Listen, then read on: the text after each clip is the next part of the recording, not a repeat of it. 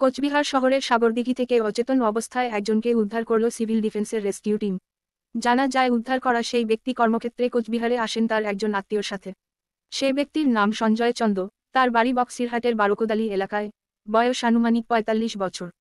তবে উদ্ধারকৃত ব্যক্তিকে full pant পরা অবস্থায় তাকে জল থেকে উদ্ধার করে সিভিল ডিফেন্সের রেস্কিউ টিম। জলে থাকা অবস্থায় দুজন লোক সেই ব্যক্তিকে দেখে তৎক্ষণাৎ রেস্কিউ টিমকে খবর দেয়। খবর পাওয়া মাত্র তারা ঘটনাস্থলে আসে এবং তাকে উদ্ধার করে Cooch Behar MJN medical college and হাসপাতালে নিয়ে যায়। এই বিষয়ে দিন এখানে তাকে উদ্ধার করা এক ব্যক্তি জানান, যখন সেই ব্যক্তি অর্থাৎ সঞ্জয় চন্দ জলে পড়ে যায় তখন দুজন ব্যক্তি গিয়ে তাদের অফিসে গিয়ে তাদেরকে জানায় বিষয়টি। তারা এসে সর্বপ্রথম দেখে তিনি দিঘির মাঝখানে রয়েছে, সাঁতার কেটে কিনারে আসতে পারছেন না তিনি। এটা দেখে তারা তৎক্ষণাৎ চলে নেমে সেই ব্যক্তিকে উদ্ধার করে। এই বিষয়ে সেই ব্যক্তির আত্মীয় পরিজন এবং উদ্ধার করা রেস্কিউ টিম আরও কি জানিয়েছে তা আমরা শুনে নেব বিস্তারিত।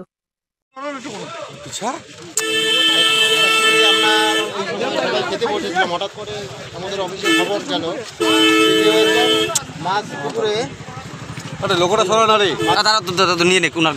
আমরা অফিসে ছিলাম। লোকাল দুজনকে অফিসে বললো, একজন মাছ বয়সী সে পুকুরে নামছে সাঁতার কাটার জন্য। সে সাঁতার কাটতে মাছ নদীতে মাছ পুকুরে চলে আসে, কিন্তু আসার পরে ও মানে সাঁতার কেটে আর কিনারে আসার চেষ্টা করছে কিন্তু পাইতেছে না, মানে শরীর ছেড়ে দিতেছে।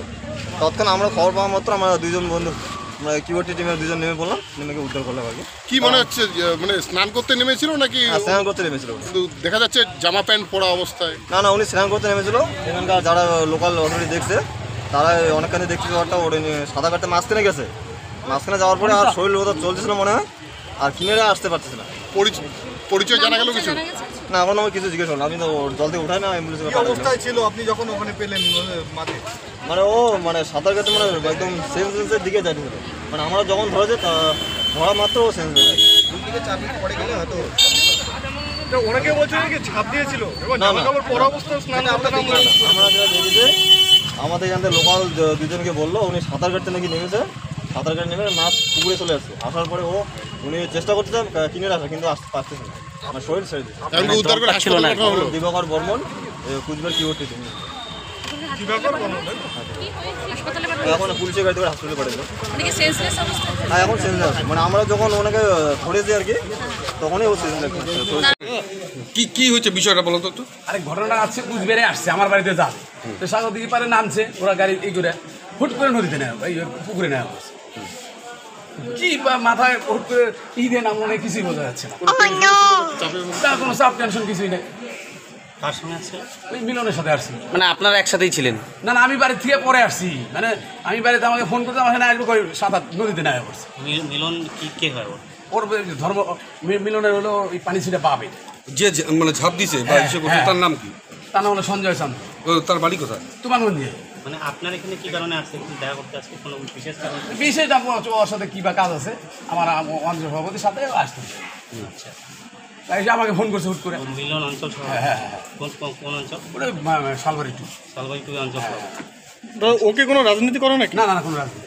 ওকে বিজেপির সাথে যুক্ত লোকাল লোকজন এমন কিছু বলছিল? না, তো কোনো পার্টি করে না। লোকাল লোক বলছিল উনি নাকি বিজেপি। না, আর তুফানগঞ্জটা আমার এবার ইয়ে করে সমিতি কিনা ইন্দ্র কাছে সংগঠন করে তুফানগঞ্জ শহরে ৬ নম্বর ওয়ার্ডে ভাই তৃণমূলই করে আমার। করে জলে ঝাঁপ দিয়ে দিল মানুষের এগুলো বলা যায়, মানে মানসিক টেনশনে। কি কারণে আপনার বাড়ি যাচ্ছিল? আপনার সঙ্গে দেখা গেল মিলনে নিয়ে আসছিল, ওর বলে একটা কী কাজ আছে, আমি তাহলে আয় বাড়িতে। কোনো লোন টোন সংক্রান্ত বিষয় আছে? ও তো ব্যাংকে বোধহয় কাজ করে। তাও হতে পারে, আমি অত জানি না। আমাকে ফোন করলো যে স্বাগত এবার কী করছে, এই দৌড়া এসে সাপের লোকটা কী করে? ব্যবসা করে। না কিছু। কিসের ব্যবসা? আর কি স্টক ব্যবসা করে, যে ব্যবসা। আপনি এবং ওই অঞ্চল সভাপতি একসঙ্গে ছিলেন, আসছিলেন? একসঙ্গে না, ও সাথে আসতেছে, তাই সব সাগর কাছারি করে নাই না, সাগর দিকে আসতেছে, সাগর দিকে পারে হুট করে চলে নেয়। আপনার সাথে যে দেখা করার কথা ছিল কোথায়? আপনার বাড়িতে? আমার বাড়িতে। কোথায় আপনার বাড়ি? সাগর দিকে পারে। ঠিক আছে। কি নাম আপনার? আমার নাম নিরঞ্জন সরকার। নিরঞ্জন সরকার। ৬ নম্বর তুফানগঞ্জ শহরে ৬ নম্বর ওয়ার্ডে। আমার পানি ছিটে দেওয়া হয়, তো উনি তো ব্যবসা করি, আমিও আসছি কুচবিহার, আমিও আমার সঙ্গে আমার গাড়িতে আসে আমার ব্যবসার কাজে, এবং আমি আমাদের জেলা পরিষদ মেম্বার নিরঞ্জন সরকারের বাড়িতে যাই, আমার সঙ্গে উনিও যায়। উনি বলে যে আমি একটু আসি, বাইরের থেকে আসি, একটু পান টান খেয়ে আসি। এসে উনি স্নান করতে নামছে। আমি ফোন করি, ফোন ওঠাচ্ছে না, পরে দেখি স্নান করতে নামছে। এবার স্নান করতে নেমে এসে দেখি যে অনেক দূর জ্বলে গেছে। পরে আমরা সিভিল ডিফেন্সে গিয়ে বলি যে আমাদের লোকটা তো স্নান করতেছে অনেক দূর, আসতে পারতেছে না, হয়তো কোনো পায়ে বা কোনো কিছু হতে পারছে। পরে সিভিল ডিফেন্স গিয়ে ওনাকে একটু যথারীতি তুলে নিয়ে আসে, আমরা তাকে হসপিটাল নিয়ে আসি। কতক্ষণ জলে ছিল? মোটামুটি 10 মিনিট। মানে 10 মিনিটের মধ্যে কেন মনে হলো যে সিভিল ডিফেন্সের প্রয়োজন হবে? না না, 10 মিনিটের পরে উনি তো ওঠার কথা, মানে উঠতেছে, মানে আসতে যাইতেছে কিন্তু আসতে পারতেছে না। তারপরে আমরা বললাম যে দেখা গেলো তো হয়তো উনি ডুবে যেতে পারে। আমরা তৎক্ষণাৎ সিভিল ডিফেন্সকে বললাম, ওনারা গিয়ে ওনাকে স্নান করতে জামা কাপড় পরে যা স্নান করতে নেমে গেছিল না, উনি গরমে কেন নামলো আমি বুঝতে পারলাম না। মানে আপনি তো বললেন যে আপনার সাথে এবং নিরঞ্জন বাবুর সাথে কথাও হয়েছে, তারপরে উনি বেরিয়েছে ওখান থেকে। হ্যাঁ, কী ধরনের কথা হয়েছিল, মানে এরকম কোনো কিছু হয়েছিল যে যার কারণে উনি মানসিকভাবে না, আমাদের সঙ্গে ফ্রাঙ্কলি ওনার কোনো অসুবিধা ছিল না। সমস্যা? কিসের ব্যবসা আপনার? কিসের?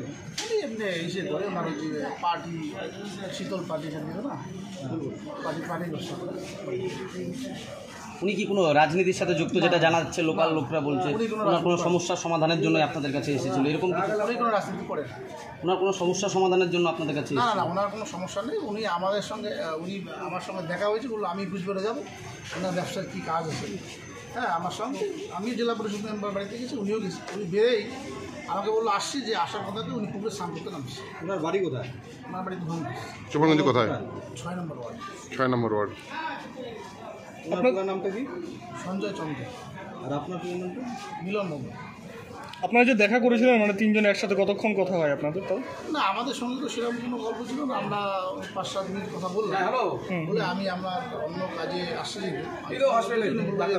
তুমি থাকো তো আমি আসছি। উনি বলে উনি এসে স্নান করছি। আমি যে জানি কীভাবে কোথায় গেল, আর দেখবি স্নান করতে গেলে আপনার সঙ্গ ছেড়ে উনি দৌড় পড়ে গিয়ে সাঁতারে নেমে যায় আর কি, এটাই হচ্ছে ঘটনা, তাই তো? আপনার